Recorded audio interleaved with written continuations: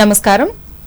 Tadepalligudem rural మండలం రామన్నగూడెం గ్రామంలో మంగళవారం వికసిత్ కృషి సంకల్ప్ అభియాన్ కార్యక్రమం జరిగింది.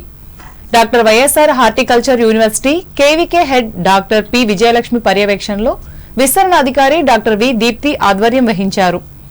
ముందస్తు ఖరీఫ్ కార్యక్రమంలో భాగంగా వరి, అరటి, మినుము, పెసర తదితర పంటలలో సమగ్ర యాజమాన్య పద్ధతుల గురించి వివరించారు. భూసార పరీక్షల ప్రాముఖ్యతను తెలియజేశారు. సేంద్రియ వ్యవసాయ విధానాలు, ఎరువులు యాజమాన్యంపై సూచించారు. గ్రామీణ యువతకు కృషి విజ్ఞాన కేంద్రం నిర్వహించే స్వయం ఉపాధి శిక్షణ కార్యక్రమాలను సద్వినియోగం చేసుకోవాలని కోరారు. గేదెల పరిశోధన కేంద్రం అధిపతి doctor K Anandarao, oil palm పరిశోధన కేంద్రం శాస్త్రవేత్త డాక్టర్ ఆర్పి ప్రేమలతలు వారి వారి సబ్జెక్టుల్లో రైతులకు పలు సలహాలు, సూచనలు ఇచ్చారు. అనంతరం కొబ్బరి, జామ తోటలలో డ్రోన్ ద్వారా రసాయన ఎరువులు, పురుగు మందులు పిచికారీ చేసే విధానాన్ని ప్రదర్శించారు. ఈ కార్యక్రమంలో వ్యవసాయ, ఉద్యాన, పశుసంవర్ధక తదితర శాఖల అధికారులతో పాటు రైతులు పాల్గొన్నారు.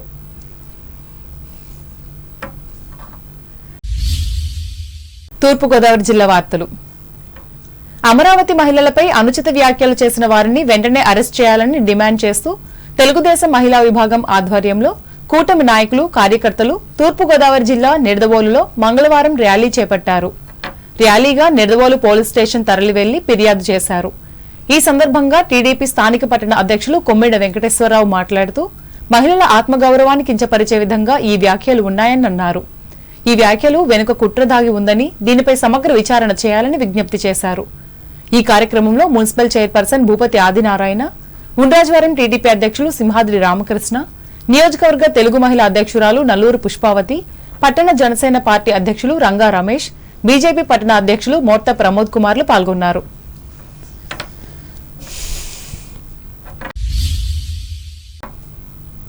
కూటమి ప్రభుత్వం గ్రామీణ ప్రాంతాల్లో కూడా ప్రజలకు మెరుగైన వైద్య సేవలు అందే విధంగా చర్యలు తీసుకుంటోందని శాసనసభ్యులు ముప్పిడి వెంకటేశ్వరరావు తెలిపారు. తూర్పుగోదావరి జిల్లా కొవ్వూరు నియోజకవర్గం తాళ్లపూడి మండలం మలకపల్లి గ్రామంలో 50 లక్షల రూపాయల నిధులతో నిర్మించిన బ్లాక్ పబ్లిక్ హెల్త్ యూనిట్ ను ప్రముఖ పారిశ్రామికవేత్త ఆంధ్ర షుగర్స్ జేఎండీ పెండ్యాల అచ్చిబాబుతో కలిసి మంగళవారం ఆయన ప్రారంభించి మాట్లాడారు. ప్రత్యేక వైద్య సేవల కోసం ముఖ్యమంత్రి సహాయ నిధి ద్వారా చెక్కులను కూడా అందజేస్తున్నామన్నారు. అనంతరం వ్యవసాయ శాఖ ద్వారా సబ్సిడీపై రైతులకు యాంత్రిక పరికరాలను వారు అందజేశారు.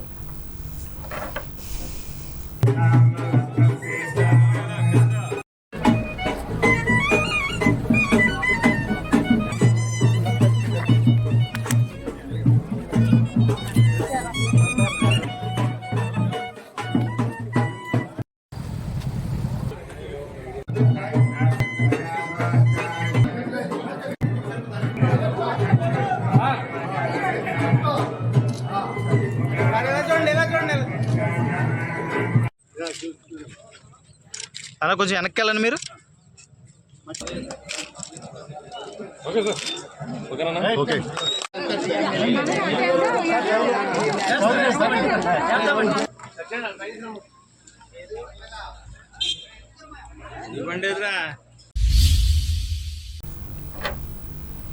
అంబేద్కర్ కోనసీమ జిల్లా వార్తలు.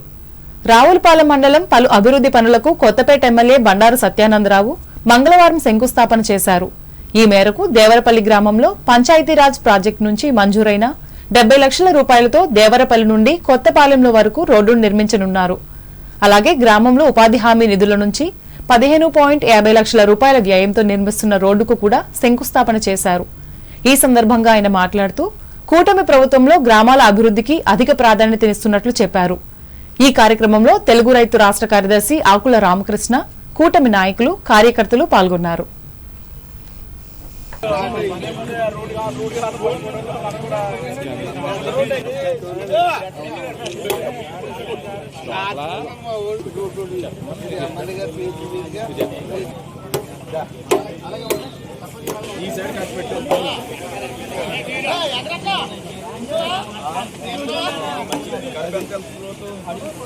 రోడ్డు బాగుంది కాకుండా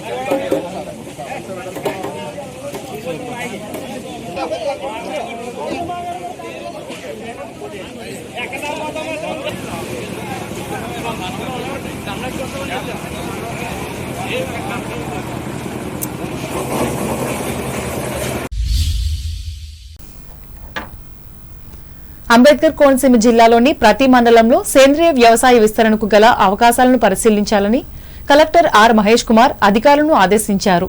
ఈ మేరకు అమలాపురం కలెక్టరేట్లో వ్యవసాయ, ఉద్యాన, పశుసంవర్ధన శాఖల అధికారులతో సమావేశం నిర్వహించి పలు సూచనలు చేశారు. నూతనంగా వెలువడిన మార్గదర్శకాల ప్రకారం మహాత్మాగాంధీ జాతీయ గ్రామీణ అభివృద్ధి పథకం అనుసంధానంతో సాగు విస్తరణకు గల అవకాశాలపై ఆరా తీశారు. కొబ్బరిలో అంతర పంటలుగా కోకో, పశుగ్రాసం, పశువుల కొట్టాల విస్తరణకు ఉన్న అవకాశాలపై మండలాల వారీగా ప్రతిపాదనలు సమర్పించాలని ఆదేశించారు.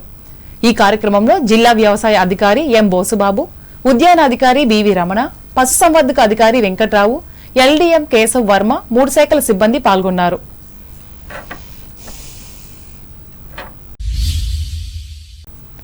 పి గన్నవరం నియోజకవర్గంలోని మామిడికుదురు మండలం లూటుకురులో నూతన రోడ్డు నిర్మాణానికి ఈ నియోజకవర్గ శాసనసభ్యులు గిడ్డి సత్యనారాయణ మంగళవారం భూమి పూజ చేశారు. లూటుకురు నుండి బాడిలంక వరకు 2 కోట్ల రూపాయల వ్యయంతో నిర్మించనున్న రోడ్డు పనులకు శంకుస్థాపన చేశారు. ఈ సందర్భంగా ఆయన మాట్లాడుతూ నియోజకవర్గంలోని ప్రజలకు మౌలిక వసతుల కల్పనకు ప్రాధాన్యత ఇస్తున్నట్లు చెప్పారు. అలాగే రోడ్డు నిర్మాణ పనులను నాణ్యతతో పూర్తి చేయాలని గుత్తేదారుకు సూచించారు. ఈ కార్యక్రమంలో పి గన్నవరం నియోజకవర్గ తెలుగుదేశం పార్టీ కన్వీనర్ రామణ రాంబాబు, నియోజకవర్గ సర్పంచుల సమాఖ్య అధ్యక్షులు అడబాల రామసత్యనారాయణ, జడ్పీటీసీ, ఎంపీటీసీలు, సర్పంచులు, కూటమి నాయకులు పాల్గొన్నారు.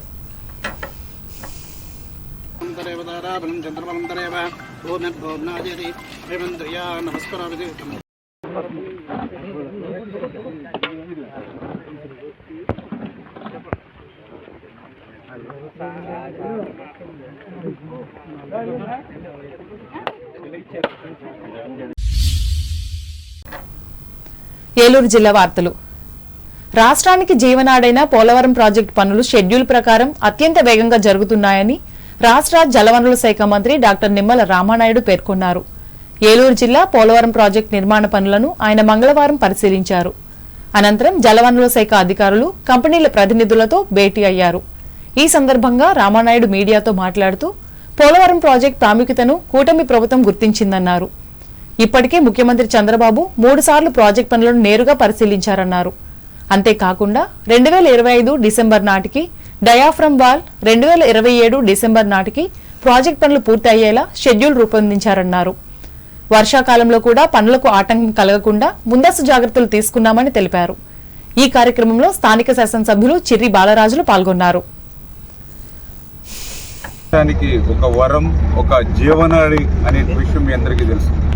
అందుకే ఈరోజు కూటమి ప్రభుత్వం అధికారంలోకి వచ్చిన తర్వాత ఈ పోలవరం ప్రాజెక్టుని మరి చంద్రబాబు నాయుడు గారు ముఖ్యమంత్రిగా ఇప్పటికే 3 సార్లు స్వయంగా ఇక్కడ మరి విజిట్ చేసి ఒక లక్ష్యాన్ని కూడా డయాఫ్రమ్ వాల్ 2025 డిసెంబర్ 2027 డిసెంబర్కి పోలవరం ప్రాజెక్టు పూర్తి చేసేటువంటి విధంగా ఒక షెడ్యూల్ కూడా ఏర్పాటు తీసుకుని ఆ షెడ్యూల్కు అనుగుణంగా పనులు జరిగేటువంటి విధంగా మరి ఈవేళ మరి పెద్ద ఎత్తున పోలవరం పనులు జరుగుతున్న విషయాన్ని కూడా స్వయంగా మనందరం కూడా చూస్తున్నటువంటి పరిస్థితి.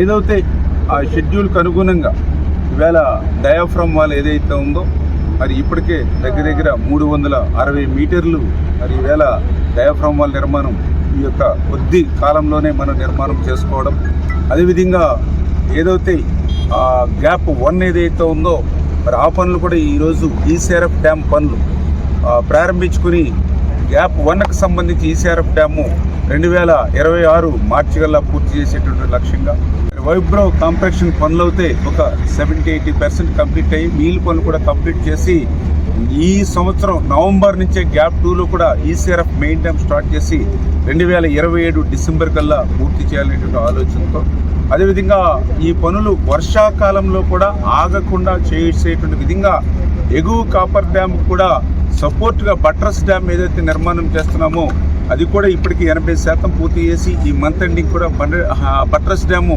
100% కూడా కంప్లీట్ చేసేటువంటి విధంగా ఇట్లా ప్రతి ఈ షెడ్యూల్లో ఇచ్చినటువంటి వర్క్ ప్రకారమే ఈరోజు పనులన్నీ కూడా జరుగుతున్నట్టు పరిస్థితి. ఎక్కడైనా రెయిన్స్ వల్ల కానీ ఎక్కడైనా మిషనరీలో ప్రాబ్లం ఏదైనా వచ్చినా ఆ వారంలో ఏదైనా పని వెనక్కి వెళ్ళినా లేదా మంత్లో ఆ టార్గెట్ రీచ్ అవ్వకపోయినా మళ్ళీ next week next month cover అయ్యేటువంటి విధంగా ఒక పర్ఫెక్ట్గా అటు ఏజెన్సీలు కానీ ఇటు అధికారులు కానీ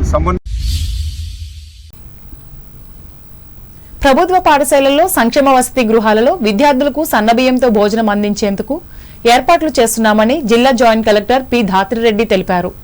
ఏలూరు జిల్లా జంగారెడ్డిగూడెం పట్టణంలోని మార్కెట్ యార్డులో పౌర సరఫరాల సంస్థ మండల స్థాయి గోదామును ఆకస్మికంగా తనిఖీ చేశారు. గోదాంలోని స్టాకును పరిశీలించడంతో పాటుగా సిబ్బందిని వివరాలు అడిగి తెలుసుకున్నారు. అదేవిధంగా బుట్టాయిగూడెం రోడ్లోని రేషన్ డిపోను పరిశీలించారు. డిపోలోని స్టాక్ను సరిచూడడంతో పాటుగా ఎంతమంది కార్డుదారులకు సరుకులు అందించారో అడిగి తెలుసుకున్నారు. ఈ సందర్భంగా ధాత్రిరెడ్డి మీడియాతో మాట్లాడుతూ ఇటీవలే కాలంలో పౌర సరఫరాల శాఖలో అనేక మార్పులు వచ్చాయన్నారు. ముఖ్యంగా రేషన్ డిపోల నుంచి రేషన్ సరుకులు పంపిణీ చేసే ప్రక్రియ ప్రారంభమైందన్నారు. ఈ ప్రక్రియ ఏ విధంగా జరుగుతుందో తెలుసుకునేందుకు పలు రేషన్ దుకాణాలను సందర్శిస్తున్నామన్నారు. ప్రతి నెల 5వ తేదీలోపు కార్డుదారులకు రేషన్ సరుకులు పంపిణీ చేసేలా చర్యలు తీసుకోవాలని డీలర్లకు సూచించామన్నారు. ఎఫ్పీ షాప్ ఇన్స్పెక్షన్ చేయడం జరిగింది, సడన్ ఇన్స్పెక్షన్. అయితే ఇప్పుడు మనకి అందరికీ తెలిసినట్టు చాలా ఇంపార్టెంట్ చేంజెస్ వస్తున్నాయి సివిల్ సప్లైస్ లో. ఒకటి ఫస్ట్ డిస్ట్రిబ్యూషన్ ఎఫ్పీ షాప్ నుంచి పెట్టుకుంటున్నాం. సో ఎట్లా జరుగుతుంది ఇక్కడ అని షాప్ బాగా పెట్టుకున్నారు, నీట్ గా ఉంది, స్టాక్ అంతా బాగుంది, మ్యాచ్ అవుతుంది మన సిబితో కూడా. అండ్ ఇక్కడ కార్డ్ హోల్డర్స్ వచ్చినప్పుడు కూడా డిస్ట్రిబ్యూషన్ జరిగిపోతుంది. ఈమెకి 70 members more than 65 year old వాళ్ళు ఉంటే డెత్ అండ్ మైగ్రేషన్ కేసెస్ తప్ప మిగతాదంతా కూడా డిస్ట్రిబ్యూట్ చేసేసారు ఈమె టైంకి. సిమిలర్లీ ఎంఎల్ఎస్ పాయింట్ లో మనము ఎండిఎం కోసము ఇప్పుడు స్కూల్స్ కి హాస్టల్స్ కి సన్నబియ్యం ఇవ్వడం జరుగుతుంది. అది క్వాలిటీ ఎట్లా ఉంది, డిస్పాచ్ అవుతుందా లేదా, 12వ తారీఖు నుంచి పిల్లలు మళ్ళీ వచ్చేస్తారు. అప్పటికి అన్ని స్కూల్స్ లో పొజిషన్ చేయడం కోసం ఇప్పుడు మేము అందరం దానికోసం వర్క్ చేస్తున్నాము. అవే చెక్ చేయడానికి రావడం జరిగింది. ఎంఎల్ఎస్ పాయింట్ లో స్టాక్ అంతా నీట్ గానే ఉంది. ఎలా ఉంది క్వాలిటీ అనేది కొన్ని బ్యాగ్స్ అవి ఓపెన్ చేసి చూసాము. ఇప్పటికి ఇష్యూస్ ఏమి లేవు. ఇంకా వార్తలు ముగించే ముందు ముఖ్యాంశాలు మరోసారి. స్వర్ణాంధ్ర 2047 విజన్ సాధనకు శ్రీకారం చుట్టిన ముఖ్యమంత్రి నారా చంద్రబాబు నాయుడు కాళ్ల మండలం కోపెల్ల గ్రామంలో ప్రకటించిన అసెంబ్లీ డిప్యూటీ స్పీకర్ కనుమూరి. జిల్లాలో సోలార్ వినియోగాన్ని పెంచేందుకు కృషి చేయాలి, భీమవరంలో అధికారులను ఆదేశించిన పశ్చిమ గోదావరి జిల్లా కలెక్టర్ నాగరాణి. పార్టీ ఆదేశాల మేరకు కార్యక్రమాలను నిర్వహిస్తూ తెలుగుదేశాన్ని అభివృద్ధి చేయాలి, నూతన గ్రామ పట్టణ నాయకులకు భీమవరంలో హితవు పలికిన ఈ party polit bureau member Seetharamalakshmi. Amaravati మహిళలను అవమానపరిచిన తెర వెనుక నాయకులను కనుగొని జైలులో పెట్టాలి, తణుకు కూటమి ధర్నాలో పాల్గొని ప్రభుత్వానికి విజ్ఞప్తి చేసిన ఎమ్మెల్యే ఆర్మిల్లి. ప్రధాని మోడీ చేస్తున్న మంచి పనులను ప్రజల్లోకి తీసుకువెళ్లేందుకు బీజేపీ ప్రచార కార్యక్రమం తణుకులో ప్రకటించిన ఈ పార్టీ రాష్ట్ర నాయకులు డాక్టర్ రేణుక. ఈ నెల 30వ తేదీన పశ్చిమ గోదావరి జిల్లాలో పర్యటించనున్న కాంగ్రెస్ పార్టీ రాష్ట్ర అధ్యక్షులు వైఎస్ షర్మిల తణుకులో వివరించిన ఈ పార్టీ జిల్లా అధ్యక్షులు పాతపాటి. పౌల్ట్రీ సాంకేతిక అంశాలపై తణుకులో ఘనంగా నిర్వహించిన కోళ్ల రైతుల అవగాహన సదస్సు పాల్గొన్న సంబంధిత నిపుణులు. అమరావతి మహిళలను అగౌరవపరచటాన్ని వ్యతిరేకిస్తూ నిడదవోలులో నిర్వహించిన నిరసన ర్యాలీ ఆధ్వర్యం వహించిన కూటమి పార్టీలు. రావులపాలెం మండలంలో పలు అభివృద్ధి పనులకు శంకుస్థాపన చేసిన కొత్తపేట ఎమ్మెల్యే బండారు, వెంట ఉన్న తెలుగు రైతు రాష్ట్ర కార్యదర్శి ఆకుల. అత్యంత వేగవంతంగా జరుగుతున్న పోలవరం ప్రాజెక్టు పనులు ఏలూరులో వెల్లడించిన రాష్ట్ర మంత్రి డాక్టర్ నిమ్మల. ఈ వార్తలు ఇంతటితో సమాప్తం. నమస్కారం.